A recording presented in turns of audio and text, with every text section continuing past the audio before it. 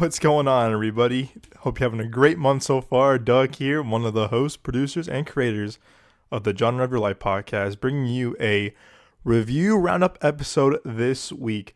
Listen, I am so sorry. First off the bat, I am apologize. It's been a crazy kind of past couple of weeks with the holidays. I got sick again. I was traveling a little bit.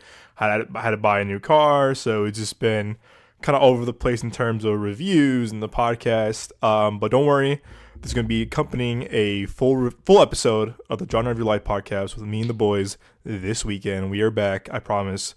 But again, my apologies. It's been a crazy couple of weeks. Life gets in the way sometimes. Saw a couple of movies, mostly on streaming, not so much in the theaters, but got a lot of reviews coming your way. I got stuff like Dream Scenario, Maestro, who I can't wait to see. And Aquaman 2 is coming out. I know Nick and I will definitely see that movie next week, opening weekend. So guys, see Killers of the Flower Moon. I know Gran Turismo is going to come out on Netflix sometime soon. So I got a lot of reviews for you guys down the pipeline before the year ends. But in the meantime, guys, as always, if you're on YouTube, Spotify, Apple Podcasts, hit that follow button, hit that subscribe button, leave a review, leave a rating. It means the world to us. We love hearing your feedback. It helps the show out so much. The support from you all the past year has been tremendous. It's been so overwhelming, the best possible way. Couldn't do the show without you guys, so thank you so much for your ongoing support. It means the world to us. But have no fear, on this review roundup episode, I will be reviewing two Michael Fassbender movies, believe it or not. I'm reviewing David Fincher's The Killer and Taika Waititi's movie Next Goal Wins. One I absolutely love, and the other not so much. And you'll probably know which one I love, which one I don't like during this review, obviously. But yeah, guys, let's get into it, shall we? So, off the bat, I'm going to review the one I love the most, which is, drum roll please, David Fincher's The Killer. David Fincher to me has been a big part of my love for cinema for, I want to say since I was in 7th grade. I remember seeing The Social Network when I was in 7th grade, 2010. And the movie kind of just stuck with me more than anything. I just remember at that time, I was kind of getting really into more and more movies, kind of seeing more movies that are kind of outside of my kind of what I would watch, traditionally. And I remember everyone in my school was like, we're going to see Social Network. And I'm like, oh, okay, I didn't really know the movie. I mean, a lot on Facebook, obviously, but I know, they know the whole ins and outs about the story or whatever. I wasn't really a big biopic, obviously. I was only 13, 12 at the time. But everyone in my school wanted to see this movie, and I was like, okay, I'm going to see this movie, but I didn't know what it was about. I'm more into kind of the traditional action, superhero stuff, whatever. And I remember sitting down in this movie, and the movie just changed my view on filmmaking, writing, cinematography, sound, acting, everything. And it's close to my top 10. It's not on my top 10 of all time, but if I replace something, I would put that movie in there for sure. It's a perfect movie. It's a masterpiece, if you ask me. So since then, I saw stuff like Gone Girl, and his version of Girl with the Dragon Tattoo came out. I love Gone Girl. His remake of The Girl with the Dragon Tattoo was okay for what it was. But obviously, I went back and rewatched, Fight Club and Benjamin Button and Zodiac and Seven, obviously. And he's becoming one of my favorite filmmakers more and more with each rewatch of his movies. Mank came out as well during COVID, but no, not so much. I was a fan of, but his movies have been really being kind of big part of how I see movies differently, the cinematography, score, direction, somewhat. So he's kind of slowly becoming one of my favorite filmmakers of all time because of just how his detail, it's everything. The smallest thing is very important in his movies. So I heard he's making a movie for Netflix. I was like, okay. I do like seeing his movies on the big screen, but I get it. I think he has a deal with Netflix, I think with Mindhunter and Mank, whatever. And I think The Killer was playing in select markets. I think Phoenix out here I think one theater had it, but I couldn't make out the time to go out there and go see it. It was very kind of out of the way. So I was like, all right, I'll see it eventually. I'll watch it on Netflix. I missed it on theater. So okay, cool. I'm watching it on Netflix. And I was kind of late to it because I was doing something for work, doing other screenings, whatever, doing more stuff for the podcast. And people were saying it's very divisive. And I was like, okay, critics loved it. Audiences hated it. And I was like, didn't love it as much. And I was like, huh. Now Joel saw it, and Joel gave me kind of his thoughts about it off air. And I was like, okay. And I was hearing just very mixed things about it. And the IMDb reviews weren't that best. And I'm like, okay, well, a good Rotten Tomatoes critic score. But, that's always not always the case sometimes with movies that I like or don't like. So I watched, I think it was a week or two ago. I put it on. I was excited, but I was nervous. Guys, I absolutely love this movie so much. Oh my gosh, I love this movie. I love this movie. I love this movie. It's I think it's my top three now this year. This to me is David Fincher coming back, kind of return to form of his, serial killer kind of dark, twisted minded characters. And I love when he kind of goes that kind of route with his movies like Zodiac and Gone Girl and Seven. It just to me we kind of return to form of his kind of this like his iconic filmography and his directing style. I thought Mank was fine. It was okay. It's very forgettable if you ask me. I remember seeing it with my parents during COVID and we were on Netflix, and I was like, it's a David Fincher movie, but it kind of felt like this kind of really kind of weird one-off that he just did. I know his dad wrote the script, which is really kind of like lovely in its own way, very poetic and very cathartic. But for some reason, it just did not sit with me. I thought it was kind of just like slow and boring. I love Gary Oldman, but it just didn't do anything for me. So, but this to me, I was like, cool. He's going back to form, back to kind of his traditional kind of filmmaking with like the dark subjects about killers and murder and stuff like that. I'm like, cool, I'm there. Guys, like I said, I love this movie so much. Michael Fassbender to me is one of my favorite actors. I think he's very underrated when it comes to like really kind of good character studies. I think he's great as Magneto in the first two of the X-Men, his X movies. The last two, Apocalypse and Dark Phoenix, not so much. But he's a great actor. One of my favorite actors to watch. He's great in Glorious Bastards. He's a guy that's like he's sinister, but like you can like his characters because his performances are very, very intriguing and very just like, oh wow, this is something. This is like very something different in a way. And I thought he was great as Steve Jobs. I love that movie so much too. Very kind of humble brag. Love that movie, and he's very slept on too. But to me, he's great in a lot of things. I didn't see the Snowman. It's pretty bad. It's pretty bad. I may watch it because of how bad it is. But he's really a phenomenal actor. I think he's really good and really kind of singular or kind of like the main focus of characters. He shines. Like I said, this movie, I was just when it ended, I was like, oh, I want to watch it again. Like I said, David Fincher's back in his element. Turning off the good as always. The way Fincher's movies really intrigue me is the way he plays with sound and score and cinematography. They kind of like all go together at the same time. They all kind of like blend together in a really kind of like poetic way. Great soundtrack by the Smiths. I'm a new Smiths fan thanks to Zeta, my girlfriend. And the score by Trent Reznor and Atticus Ross, who do most of his movies, is so haunting. It's chilling, but it's very electrifying at the same time. You're like, oh, this is like the vibe it's setting is the mood it sets is very vibey, and it's very like, okay, we're into this. Let's go in this route, whatever. But what I was really impressed with this movie a lot was how Fincher and his team really kind of plays with sound, narration, and how the sounds change with every location that he's in or the characters are in. You hear the sound change. If you have a good a sound system, listen to it. Listen to how the sound changes in certain buildings, outside, inside, where they are, position wise. It's very fascinating to see how he plays with sound. And I was like, I kind of like this because it kind of makes you feel like you're there, or you feel like the area changing, whatever, too. Like a lot of his narration too. I think a lot of people had criticized with the narration. I was like, I thought the narration was really interesting and very intriguing to me, but people were like, oh, it's so slow, the narration talking a lot. It adds to the story. You're in the mind of this person who plays an assassin. Again, so quick context. Basically, the killer is Michael Fassbender's playing an assassin. Got hitman for hire, and he's on a job in France, and the job goes wrong, and then he becomes the hit, which was very kind of like people like, oh, that's very kind of cliche, kind of like story. We've seen that before.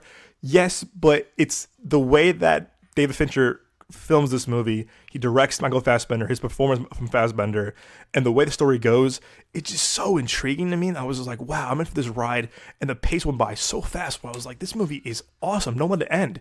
But yeah, it's just a lot of elements that really work. And to me, like I feel like I'm watching an old school Fincher movie with an updated kind of like, time for what it is.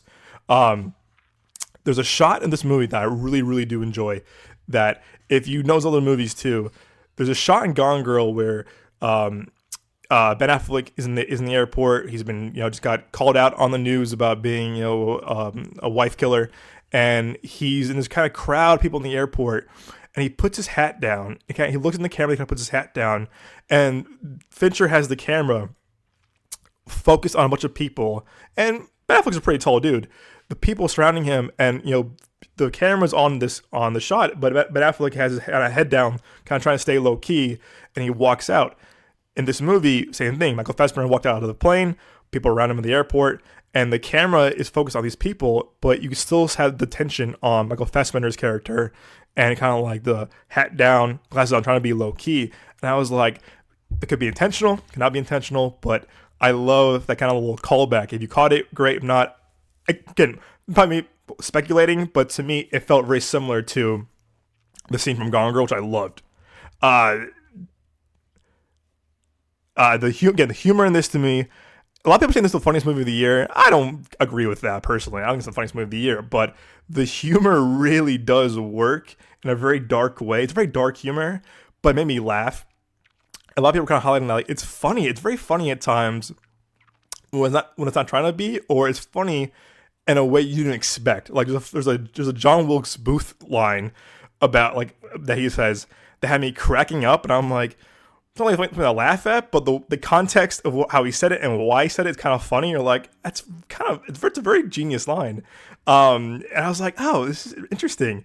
And a lot of funny moments throughout the movie that are very, like, again, like, humorous, that don't, like, would not, like, are trying to be funny, but the way these play off is very humorous in their own way.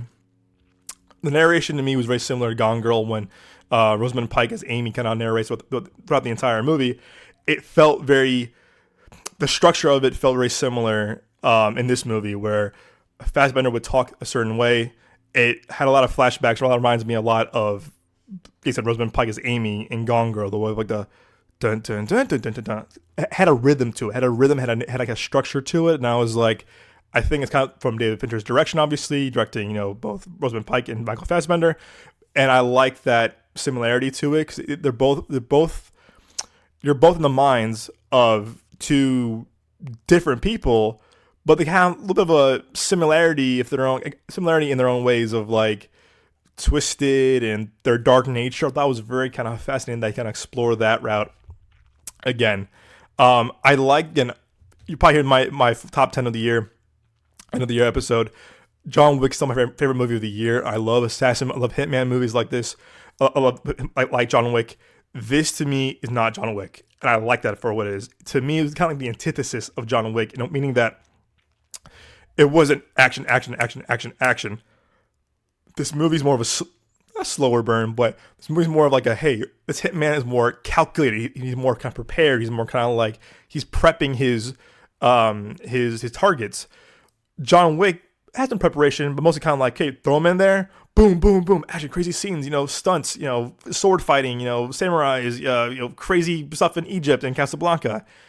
This movie takes its time to show Fassbender, who, again, his character name is The Killer, who is he's cold, he's calculated, he's very in sync with his motives. And I like that it showed more of like, hey, this is his preparation for each kill. We're on the ride with them from the start, what's going to do, and then his kind of aftermath. And I like that. It wasn't John Wick. It wasn't Equalizer. It wasn't Liam Neeson movies. This was a more calculated, was more of like, hey, this is more of a slower structured type of assassin movie. And I appreciate it for that too. And I think you will too, personally. Like, also, man, there is action in this movie. Sorry, there's action in this movie for sure. Don't get me wrong. But when there is action, hand-to-hand combat, it's brutal. And I was like, whoa. And I was like, hold up now. This is going pretty bad. It's going kind of like the Raid kind of violence and choreography in terms of fighting. And I was in stunts. I was like, whoa, like that. But didn't have to rely on action all the time. It's more about it's a character study in this mind of this assassin, what he's going through, what he's thinking, how he's going to prep for all of this kind of revenge. And I like that. With the fight scene, I thought the choreography was very interesting, and like I said, reminded me a little bit of The Raid and kind of like a little bit of other action movies. At first, the way the camera was shaking, I was like, this is kind of weird. It was like, kind of threw me off a bit. I was like, wait a second, like, wait, slow down a little bit, like, like, relax. The camera's kind of shaking a little bit, going left and right. And I was like, whoa, like, this is kind of like, this is a little too much. But then you kind of get used to it as the fight goes on. It was fine. Again, people are saying the pace was so slow. Like, this is such a slow movie. There's too much talking. I love the pace. I thought the pace was perfect. Like I said, when we ended, I was like, I want another hour, another half an hour of this movie. I wanted it more. I was like, I want more of this. I want to live in this world. I want to see this character kind of like develop more and kind of like go on to his next, whatever thing. And I was like, oh man. So to me, I was like, I like the slow development of how the killer preps, finishes, and cleans up his kill. I thought like, wow, the way that they showed all of this, it wasn't like, boom, the kill happens and walks away so cool, like really Hollywood. No, it shows of like how he cleans up his mess. And I was like, I like that Fincher is showing the detail of like everything. It wasn't like a 1, 2, 3 done. It's a whole process, and you're seeing how the whole process kind of unveils and how he kind of does his job. I like that about it. So for me, when people say, "Oh, so slow, it's so boring," yeah, it's your opinion. I respect it, but I was very kind of like I was expecting a very slower movie from what I've heard from other people, my peers, stuff like that, or reviews. And to me, I was like, this pace is awesome. The pace, I think it kind of flew by for a 2-hour movie. It flew by for me really quick. So, yeah, that's just me. Then again, Narisha said, Charles Parnell plays the lawyer in this. You saw him. He was in, I think he was, what was he? He was in Top Gun Maverick. He was in Mission Impossible Dead Reckoning. He's becoming one of my favorite actors to look for, because I thought I love his voice. His voice is very soothing. It's very kind of like, it's soothing, but also has a very kind of like strong force behind it. And I like that about it. Who do you play in Top Gun? I'm going to go with his name right now. He played second command, to Warlock. He was Warlock. He was second command to, with John Hamm in those scenes. But he also has a great screen presence too. When you watch him, your eyes are on him, the way he's talking, the way he's kind of like delivering his lines. It's very attractive and it's very intriguing. And I'm like, huh. I thought his small role as well in Dead Reckoning Part 1 of Mission Impossible, same thing. When he's on screen, his voice is very commanding. He commands the scene. He wants the screen time. And same thing with this, smaller role, but I think it was in Barry as well. He has a great voice, but really, I think he's been one of my favorite actors to watch, to look for, because he really does command the screen and has a really strong screen presence whenever he's on. Again, love that. Again, small role, but again, hope to see more things after this. A lot of people were saying, I don't know, I gotta confirm this, but a lot of people were saying that the opening credits are the same people that made Fight Club. And you could tell there's very similar opening credits to like Fight Club and his version of Girl with the Dragon Tattoo, Fincher's version of Girl with the Dragon Tattoo. And right away I was like, oh yeah, it's giving me Fight Club vibes. And I'm not the biggest Fight Club fan personally. It's good. It's a little overrated if you ask me. But it's the opening scenes are kind of like, oh yeah, this is David Fincher back doing his thing. And I'm like, all right, it sets the mood right away. You're like, okay, I'm in it. And right away I was like, okay, I'm in it so far.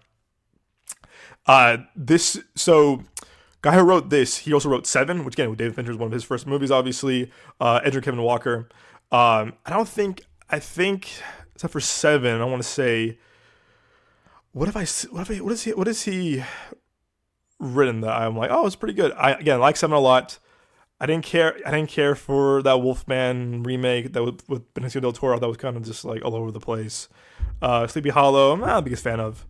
But to me, this is really cool. When they announced that it was Andrew Kevin Walker, the writer of Seven, reuniting with David Fincher, I was like, here we go.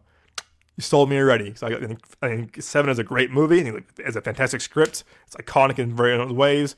Great dialogue for Brad Pitt and Morgan Freeman. And I was like, cool.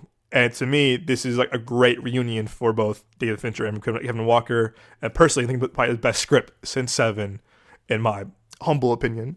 I'm noticing lots too about other movies. The wardrobe and costume design has been very fun for me to watch in other movies, whether it's The Holdovers or whether it's stuff like this, even stuff like Hunger Games, Battle of Songbirds and Snakes.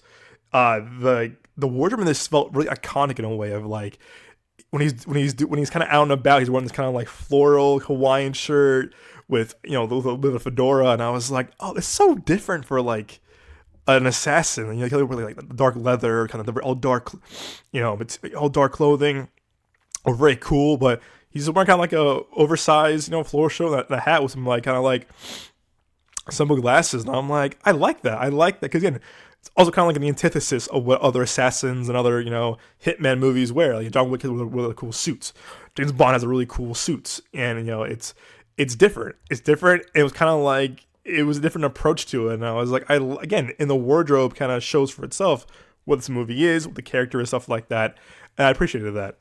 Um, in a way, he's another character like this to me is like, he's not a good character in terms of morals or what he stands for, but you still root for him. He's an anti-hero in a way, but he's not likable. He's not a likable like person. He ends up these fucked up things, but you root for him. Same way can root for John Wick to kill everyone and come out alive. Like you root for these guys because you're on the journey with them, and you want to see them kind of complete their mission and complete their arc basically. And I thought same thing in this movie. It was like cool. He's not a morally good dude, but it has a charm to it where you can like watch him kind of like through this entire movie, through his arc, and see what happens next. And I'm like, it worked. It worked for me 100%.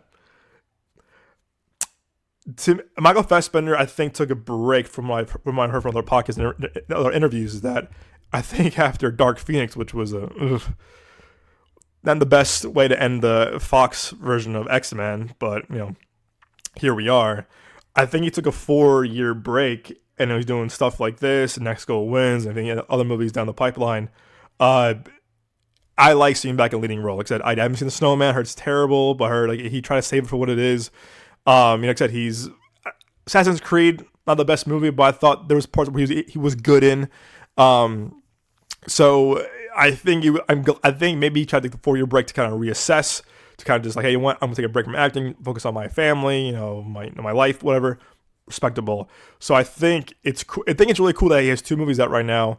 I'll get to my Next Goal Wins review after The Killer, obviously, but I'm glad he kind of like took a break to reassess. And I think the way you come back on top is doing a David Fincher movie like this. I think this was a very smart move for himself and it's for a career. So kudos to that. I think this was the right movie to make a kind of like a soft career reboot.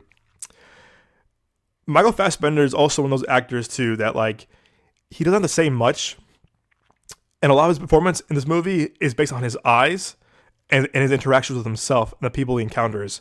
And I think that kind of says a lot to him as an actor, as a performer, that if you can say a lot with your eyes or your kind of like your motion and body language shows your range as an actor. Again, I thought that his scenes in Glorious Bastards are phenomenal, but also you have Tarantino writing your stuff. I think, again, the first 2 X-Men movies that he was in, First Class and Days of Future Past, plays a great job mimicking or playing his own version of Magneto compared to, Sir Ian McKellen. He's a very, again, he captures the screen. He wants the performance. All eyes are on him. But in this movie, I like that he kind of like relied more on his movements, his eyes, his gestures, because a lot of actors have a hard time kind of like either overdoing it or not doing it as much. But in this, he does a great job kind of like doing it all together, saying a lot in his eyes or saying a lot of things without saying too much. And the way he encounters other people and other killers, other assassins, other people that are part of the job. It's interesting seeing people like talk so much and the response is very little, similar to a John Wick to a degree. But the way that he's kind of sitting in certain scenes and ways, kind of looking at people, he's doing a lot without doing a lot. And I'm like, this is really genius. I think it's probably good direction from David Fincher. Probably could be in the script, or it could have been character thing that a Fassbender wanted to embody in this. I thought it was really fascinating to watch him throughout the entire movie just simply nod or wink or look at someone, and you're like, oh yeah, I think he's trying to communicate this, but without saying anything. And I thought it was very fascinating. I think it was a very cool technique as an actor.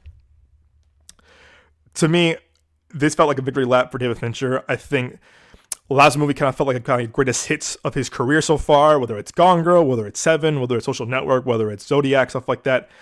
There are a lot, Fight Club. There's a lot of kind of callbacks to his filmmaking and his directorial style. I was like, oh, cool. It's cool to see him kind of like getting back in his element.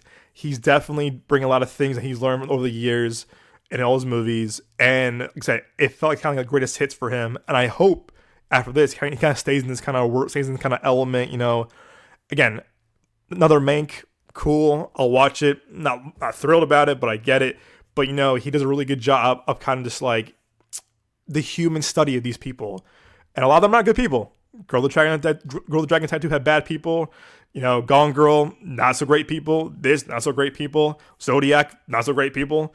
But like, he's really good at showing character natures and character studies of how certain people act and like their mind, of what they're going through, what they're trying to do, what they're trying to accomplish. And I thought that cool. I hope he kind of stays with this route. Again, very curious what he does, but I think this is really cool. Him coming back to his kind of element as a filmmaker. I did have some cons. Unfortunately, I love this movie again. Top 3 of the year for sure so far. But this is kind of like more like my personal issue I had with it, was that I really wish Netflix would take more theatrical risks. I think it's been a year since we had Glass Onion in theaters, Knives Out 2, and probably on this podcast before. That to me was very weird because it was only like 700 theaters, and Netflix goes, "Oh, it's a flop." They didn't give enough time for that movie to accomplish what they wanted to do, and they give it a week, and they go, "Oh, it's a flop." And you look at the numbers. The numbers were pretty good for a very, very limited release. I get it. I think Fincher has a deal with Netflix. I respect it. That's where the money's at. Streaming is very popular at more than ever. But to me, I love this movie, but I really do think I would probably love it even more if I saw it in a theater. Again, that's on me too. Again, we had one theater in AZ playing it. I could have gotten out there, but again, timing didn't work out. But I think this should have been a movie that they could have invested a lot of more theaters or theatrical. Give it a full like really wide release, like they did like Glass Onion for a week. Put them in Regals, put them in AMC's, put them in whatever Cinemarks, Harkins, the whole whatever Alamo Draft Houses. Just I think this could have been a movie that could have been really something special, more special, or maybe more quote unquote attainable for maybe more of a mass market audience.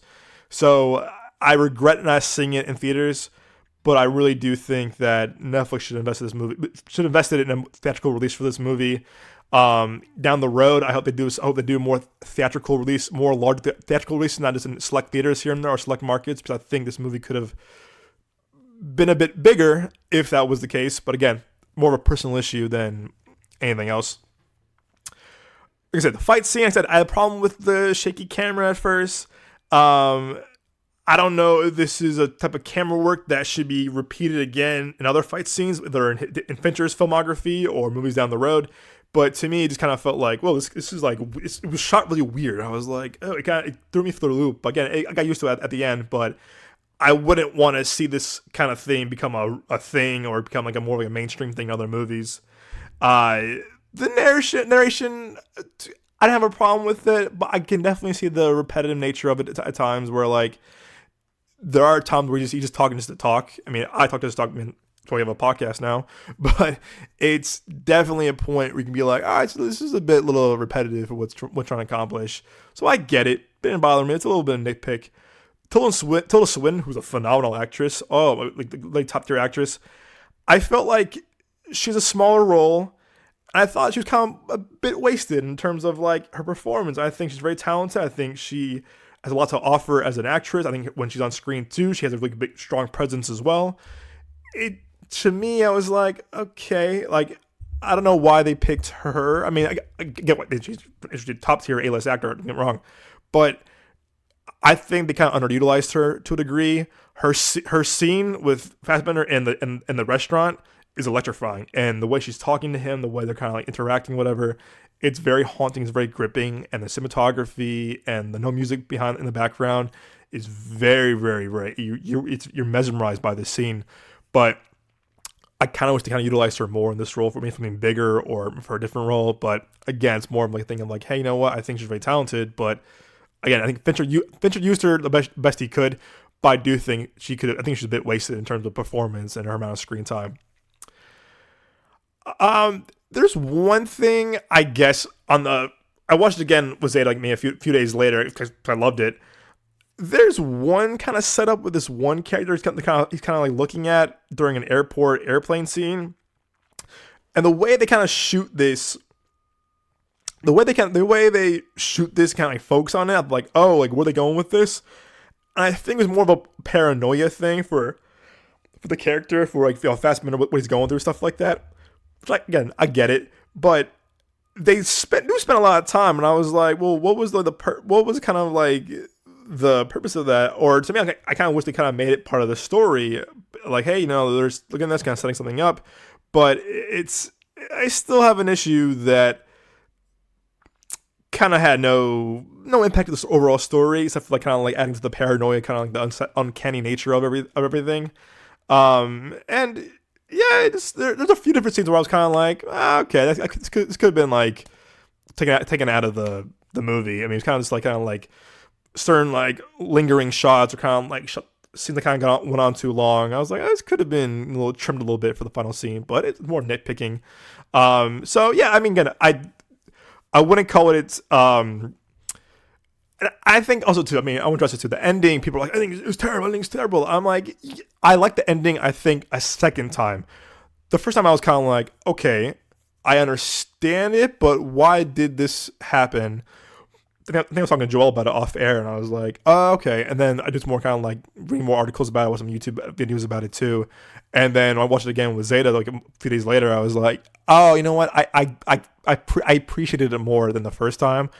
People were like, oh, it's the worst ending ever. I'm like, no, if you look back and they see, and you explain like, hey, this, whatever, sure, this part, or this, it makes sense because you realize the A, B, and C. So on a second watch, I like the ending a little bit more, but I can't not argue that it's a little anticlimactic to a degree, but I think I do appreciate it, the ending, how it wasn't what I expected, and I like that for what it is. But yeah, guys, again, I love this movie. If you're on Netflix, watch this movie. It's a holiday. If you watch it with the holidays, watch it with people that like this kind of movies. If you're kind of like the serial killer, kind of assassin, hitman kind of movie kind of fan, or kind of like dark genre David Fincher fans, so this movie for you. Watch it. I think it's really great. Probably won't get any Oscars, unfortunately. I think it's definitely worth a lot of Oscars in terms of like screenplay and cinematography, direction, acting, stuff like that. A score and sound design is in top tier. But yeah, I love this movie. Again, I'll probably watch it again, honestly, because I thought it was just you pick up more things with each rewatch. I think it's probably David Fincher is one of his best movies in a long time. So I will give this movie a really strong 9 out of 10. Again, top 3 of the year. Is it a perfect movie? No, but to me, I loved it. I was mesmerized by it. I was captured by it. So I think it's definitely worth the watch for anybody. But yeah, guys, Killers are now streaming on Netflix. Alrighty, so the next on this review roundup episode is another Michael Fassbender movie, as I mentioned. This is Taika Waititi's Next Goal Wins. And for some context too, of course, Taika Waititi, to me, him and I have a very strange history, I would say. I mean, I remember watching him in Green Lantern when I was 13, 14 years old, and I was like, oh, that's kind of funny. And then I remember in college, someone said, hey, go watch this movie called What We Do in the Shadows and Hunt for the Wilder People, I think it's called. And like this guy's really kind of like unique and very crafty. And I was like, okay.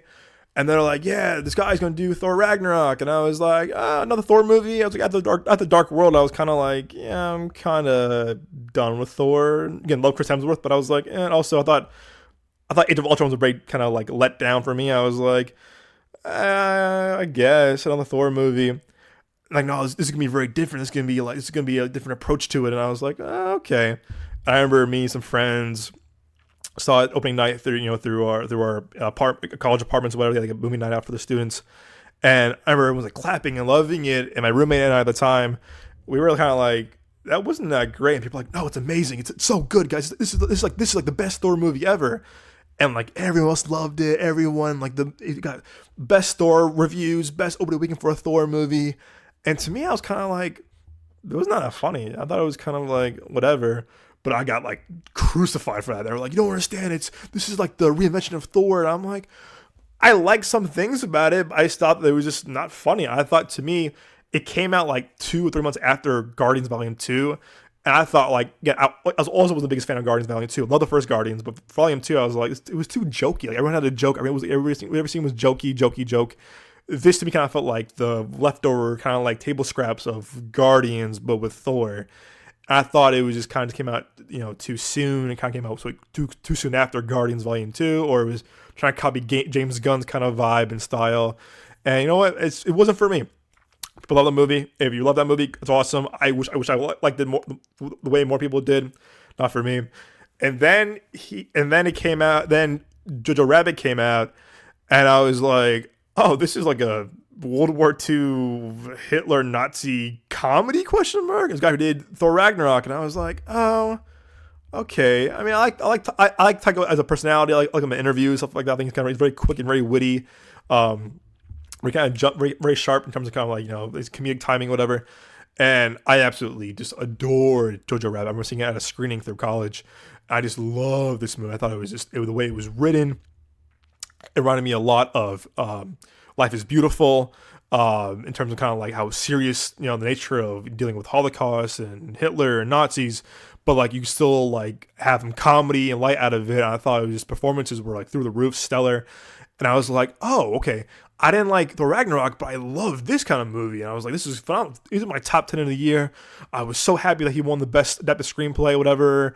It just worked. Again, despite being such a, unsettling, environment of the movie itself, you still had fun with it. You still it was a lot of heart, a lot of emotion to it. I thought Taika Waititi did a phenomenal job of kind of like balancing both everything as acting in it, writing it, directing in it. I think he did a great job. So I was like, okay, cool. I want more of this. I heard at the time, this November 2019, like, yeah, he's gonna do a movie about like this like worst soccer team in American Samoa, and I was like, oh, I kind of like that idea. And I think COVID delayed it. I think they were done shooting this movie like in November before COVID got delayed, and then of course Armie Hammer was in it, and then and he got his that whole thing happened. So I think they had to reshoot a lot of stuff because, it was a smaller role, but they had to reshoot a lot of stuff because, Armie Hammer was still in it. And I think in that time, Taika did Thor: Love and Thunder. And personally, I was kind of like, another Thor movie. I was like, I loved him in Infinity War and Endgame. Loved him in that, but I didn't care for Thor Ragnarok. I remember, I think Nick and we saw it Thor opening night in IMAX, the Love and Thunder, a year ago. And people were like, oh yeah, it's fine. It's not as good as Thor Ragnarok, and I was like, all right, whatever. And for what it was, I kind of liked Love and Thunder more than Ragnarok, and I was like, oh, because I think I knew what to expect this time around. I love the scenes of the Guardians of the Galaxy in the beginning, so I knew going in what it was. But I just remember people saying, "Fuck Taika Waititi, he ruined Thor for me," and I was like, wow. I guess you all felt how I felt with Thor Ragnarok. I feel opposite with Love and Thunder. People were just so mad. They were like, he's ruined the MCU. Like, they were so quick to like change on him. And I was like, this guy won the Oscar about 2 years ago for Jojo Rabbit. Now you all hate him. And then the discourse was like more and more and more. I thought Taika was hilarious in Free Guy. I think I think his kind of timing in that movie was great because it was a smaller role, but you're kind of being Taika in a way. I know him and Ryan Reynolds are like our besties in real life. But man, oh man, people just turned on Taika so much. I heard his show's really good on Hulu. Reservation Dogs, it's on my watch list. But man, the discourse around him just changed, and I was like, really? Like, it was so quick to like turn on him. And again, I have problems with Love and Thunder. Don't get me wrong. I thought Christian Bale. I thought it was kind of wasted too. I'm like, you have Christian Bale, one of the best actors of our generation, and he's kind of playing like a really kind of one-noted, jokey, kind of like not explored enough villain. I had a problem with that, but except I had a better time with that than I did with Ragnarok. But yeah, I just remember like, I'm done with Taika. I'm Taika Waititi out, and I was like, all right, I give the guy a break. I think he's proved himself to be a good filmmaker and a good actor, but teach their own. But I was really hyped for this one. I remember the trailer came out like over the summer or whatever. The trailers had me laughing out loud, like the scene where like they're trying to shoot the goal, whatever. But anyway, so basically this movie's this goal one's basically a true story about a team in American Samoa that they've never scored a goal in the history of the nation's team. And they're just desperate for a goal. They have lost repeatedly, and the qualifiers, everything, regionals, like they're like the worst team in the world. But they're just very positive and very like uplifting people, and I like you kind of root for that. So this movie's kind of basically about a fish out of water kind of story. Michael Fassbender plays this coach from America. he gets fired for his past season. Bit of a hothead. He's been with this game for a long time. I think he played the game at one point. Again, all based on a true story. And he's like, hey, no one wants to hire you from the American Football League, whatever it's called. And he gets sent to American Samoa because like only thing that wants him is them, because they're no need for a new coach. So it's kind of like him going to American Samoa. I think this is back in 2011, I want to say. And it's kind of like him kind of just like, trying to like revive the team and trying to kind of just like get him up to shape, even though he doesn't want to be there. He hates being there. He wants to be back in America. He wants to be, coaching real soccer. It's kind of his story and kind of his story about the team and the island and, the island and kind of just like the people and the culture. So again, I was looking for this one, but I think it premiered at TIFF, and people were saying like, this is a Taika letdown. And I was like, oh, I think a lot of people are still kind of like just kind of bad taste of Thor: Love and Thunder in their mouth still. So I was like, okay, I'm looking forward to it. But yeah, I saw it, and there was no one in the theater, and I was like, it's not a good sign. I think it came out. Well, it came out also during the weekend of Hunger Games, which is not the smartest move on their end, but I get it. Try to put it out during kind of quote unquote Oscar season. And I walked in, I was like, just myself. And I remember the week after it came out, like the showtimes is like quickly like cut in half. Like there was like no showtimes for it. Good luck finding a theater for it. And it's a quote unquote Fox Searchlight movie under the Disney banner now, putting it out. And I was like, wow, this movie tanked at the box office, and their showtimes got like just yanked in half. So I was like, oh, all right. And I still want to support the theatrical movie. I want to support it.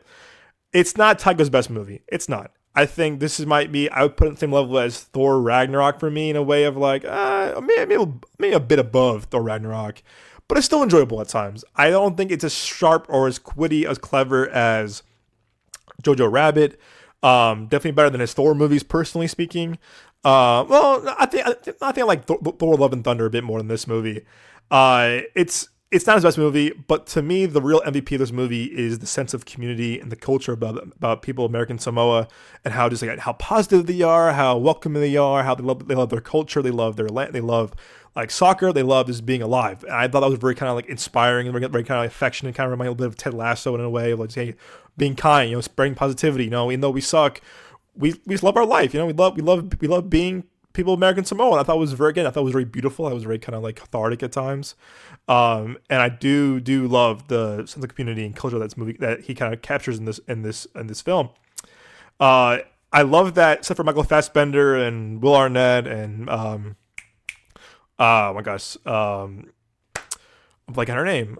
Elizabeth Moss, I want to say, Handmaid's Tale, Invisible Man. It's a very unknown cast, and I love seeing when filmmakers use not top tier or not like A-list celebrity. I like seeing people I don't know or recognize. Cause I'm like, oh, cool. It feels more authentic. It feels more real. And I do love that Taika casted really an unreally unknown cast for most of the parts in American Samoa and some of his kind of like other counterparts. Get more authentic. I love seeing new talent.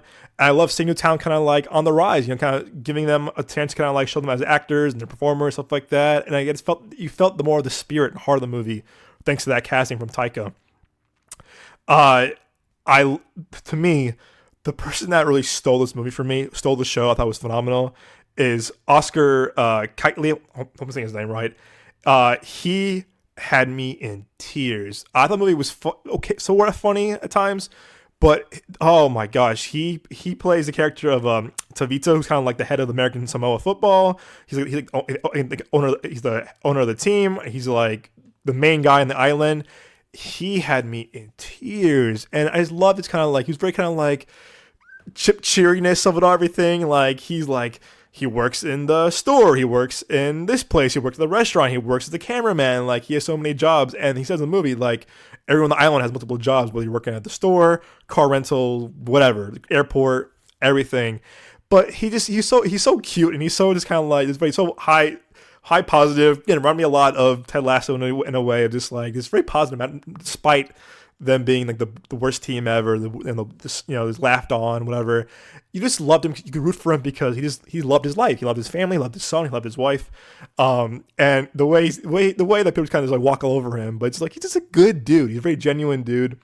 I love his spirit. Love the whole personality. I love how much he loved his life, and I think that his positivity was very kind of infectious on Michael Fassbender's character, and a lot on the island because he had a really genuine good heart. I think Taika's very good at kind of showing people that have good nature and good heart, and very quirky, obviously. But yeah, he stole the movie. He to me like whenever he was on, he cracked me up. His voice, it was very heartwarming. And I think that he outshines literally everyone else in the movie, from the supporting cast to Fassbender to Will Arnett and Elizabeth Moss. Everyone, you could tell Taika was really kind of like he wrote this character for this guy in mind, and the way he plays it is it's perfection. I think that's probably the best part of the movie, if you ask me.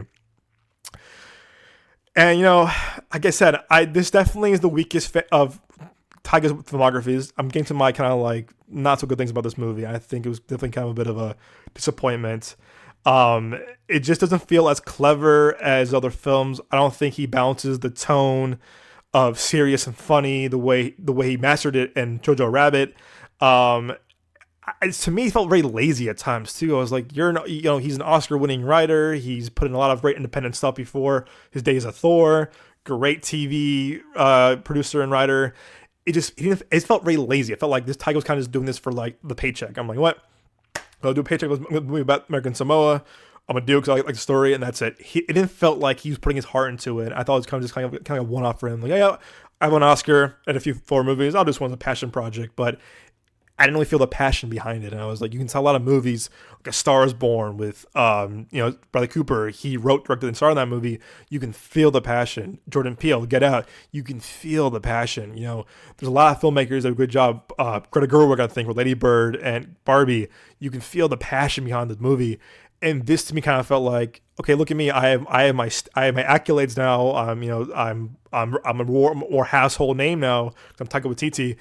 It just didn't feel the same kind of like, same level of, confidence or, or like top tier directing efforts. I thought it was very a step down for him as a filmmaker. And I'm also very noticed this a lot of other movies too. It was very all over the place in terms of what it wants to be. Like, I couldn't quite tell what the tone wanted to be. Like, there were some great emotional elements that are either taken away for a quick joke or just rushed without given the proper time for us to sit with. Or the jokes didn't land. I feel like I thought I was back in Thor Ragnarok again. The jokes were not landing for me. And I was like, man, I laughed a lot more in Thor Love and Thunder. I laughed a lot more in Jojo Rabbit. And the jokes, it was just me in the theater. And I was like, man, like some of the funniest parts are in the trailer. And I was like, man. But like I said, I laughed the most at Oscar Kitely. I thought he was hilarious because like I knew who he was as an actor, and I liked his his performance. But other than that, I didn't laugh at Michael Fassbender's stuff. I only laughed at anyone else's stuff. I mean, gosh, Will Arnett to me is annoying the hell out of me in terms of I used to be a Will Arnett fan. He's playing the same schmucky role in every movie now. Again, I loved him as Job in Arrested Development. But man, dude, get a new act, please, because after a while, you're playing the same old person, a very schmucky, kind of like sarcastic, kind of like, bimbo, and it wasn't funny. So I don't know what went wrong here. The jokes didn't land. I think the jokes weren't as funny. It wasn't the sharpest, clever way of humor from Taika. And, I don't know if Taika was the right guy to make a sports movie because, don't get me wrong, I probably couldn't do it. It's hard to make a good sports movie. I think, Ryan Coogler has mastered it with Creed. Michael B. Jordan did a good job with Creed 3. Stallone has done it before. I think Bennett Miller did a great job with Moneyball. I don't think he was the right guy to make a sports movie, or it could have been more focused on the characters than the soccer itself. It just felt like it wasn't his groove or rhythm. Or make us spend more time with it, but it didn't feel like he knew how to like capture the level of football and soccer. And even like the soccer scenes are shot really weird. They're really edited like to a really weird edits. It just didn't do anything. And I was like, all right, this feels like a very kind of like a student film at times. It just felt rushed. The overall movie, to me, the biggest takeaway from the movie is that it just felt rushed. a lot of it just, I mean, where we start up to where we end off in this movie, there was no big payoff. I didn't feel some things were kind of earned. It just didn't feel like good enough time with the characters, or the team, or the overall arcs. It just felt so like quick, or just wasn't like fully developed. And I was like, I was like, was this kind of just like a thing that he wanted to do, just want to do it, or like where was the love? Like where was the love I saw in in Jojo Rabbit or his other movies? Like where's that? And to me, I think it was very apparent that it was missing from this. Which is disappointing. Again, I think he's a very talented individual. I think he's very funny. I think he's very goofy. I think he has a lot of good storytelling in him. But to me, this was a big misstep.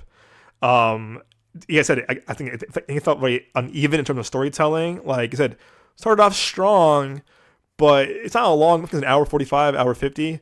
It just kind of just falls off right after the beginning. You're just like, okay, where are we going with this? Like okay. Oh yeah. Speaking of score, I'm noticing a lot more score the past couple of years, and Michael Giacchino, who's one of my favorite composers. Oh my gosh, from Star Trek to Up to Super 8 to the recent Spider-Man trilogy with Tom Holland, the Batman, Jojo Rabbit, El Royale, the list goes on and on. This at the end it was composed by Michael Giacchino, and I was like, no way. And I'm like, really? Because I'm pretty good at kind of like picking up certain scores, whether it's Hans Zimmer or Ludwig Göransson. Like, I'm starting to know more scores, kind of recognize kind of this Alan Silvestri, obviously. But I was like, this was him. It just felt like leftovers from another film, like Jojo Rabbit or Thor, or it felt like a very kind of generic royalty-free music that film students use for their short films. And I was like, wow, this score was just like, no, there was no heart. There was no kind of like love for it. And I was like, man, another collaborators, but I was like, man, this was a big letdown. Another thing too, like I said, I mentioned about chemistry between characters a lot. There's no chemistry between Michael Fassbender and the team. There's a huge lack. I mean, there's a huge lack. He's playing the coach, and it doesn't even feel like he's connecting with the players, or like even with the scenes and the actors feel not natural. It just feels like everyone didn't know what direction that they were given to understand the scene or their characters. You're just like, okay, I guess it's fish out of water story, but like, make me believe you want to be here at the end, or make me believe let me see your arc. I didn't feel that at all, and I was like, I think it was miscast on everyone's part.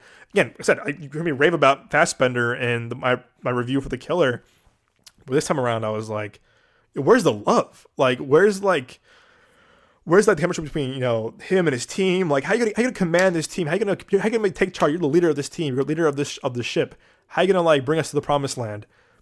Didn't feel it. It just felt like so like out of left field. It didn't feel natural. It just felt so forced. And I'm like, man, like what? I think it's kind of like a blame on Taika. I was like, dude, where's your direction for your characters?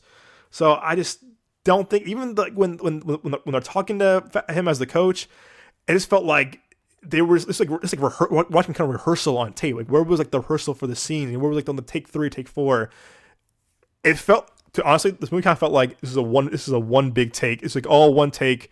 There was no rehearsal time. There was no time given to know your scenes and know your lines. It just felt just like, boom, this is it. All right.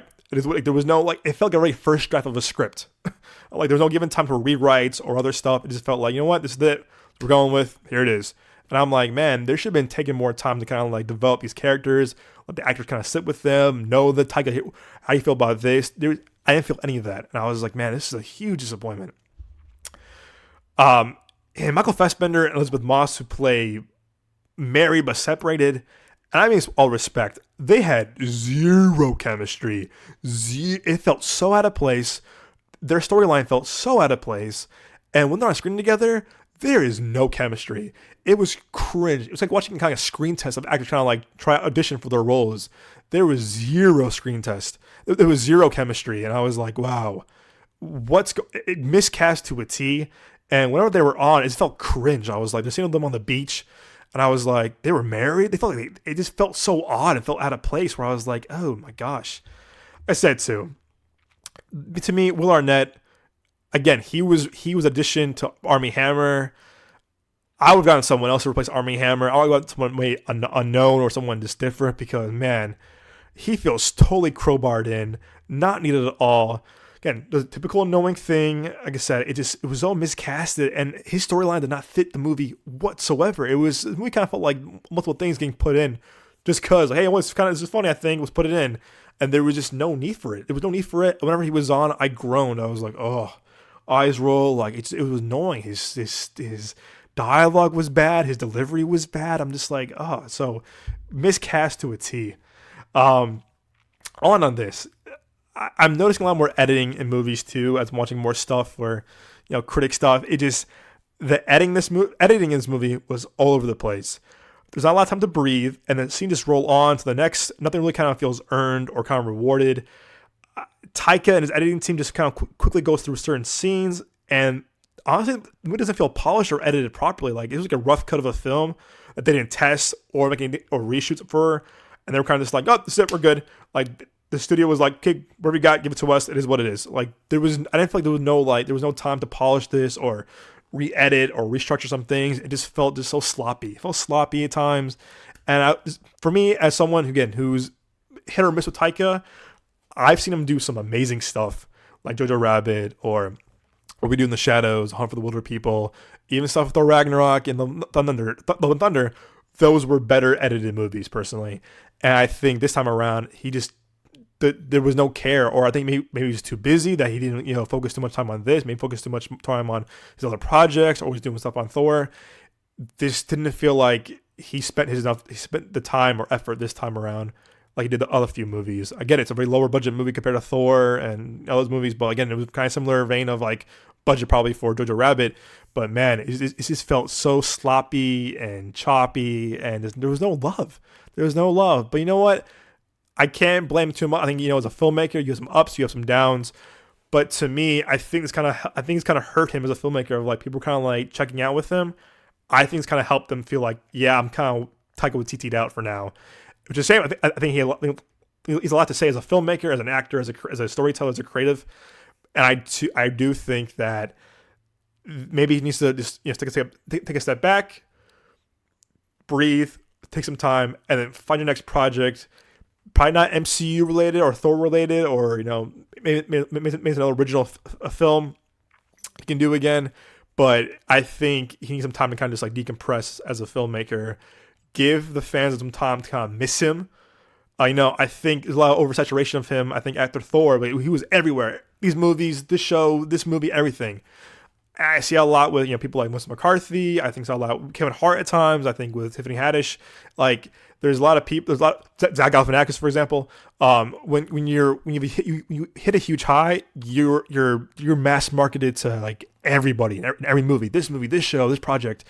Gotta take some time. Pick your projects wisely, decompress, and then go from there.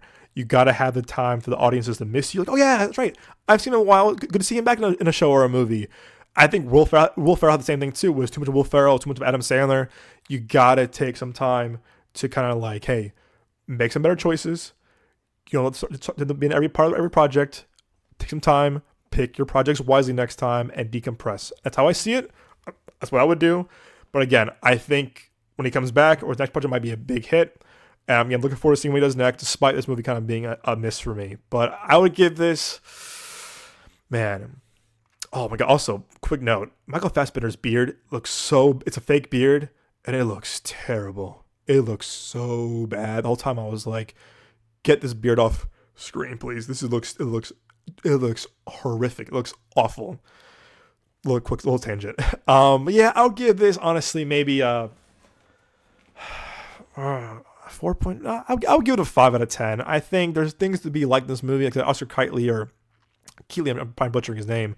He's the one to watch for sure. The scenes are very beautiful.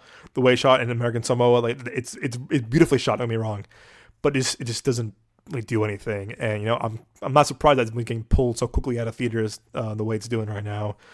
So yeah, I give it a 5 out of 10. Definitely a bit of a disappointment. Again, I was hyped for the trailers, but then I heard things out of TIFF and all the film festivals that this was a big letdown, and I was like, oh, that's a shame.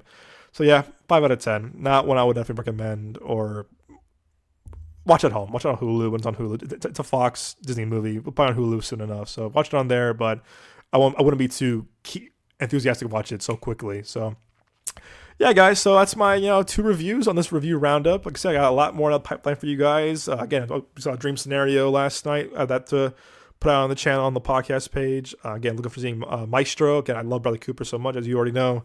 Looking forward to reviewing that, and I got a review.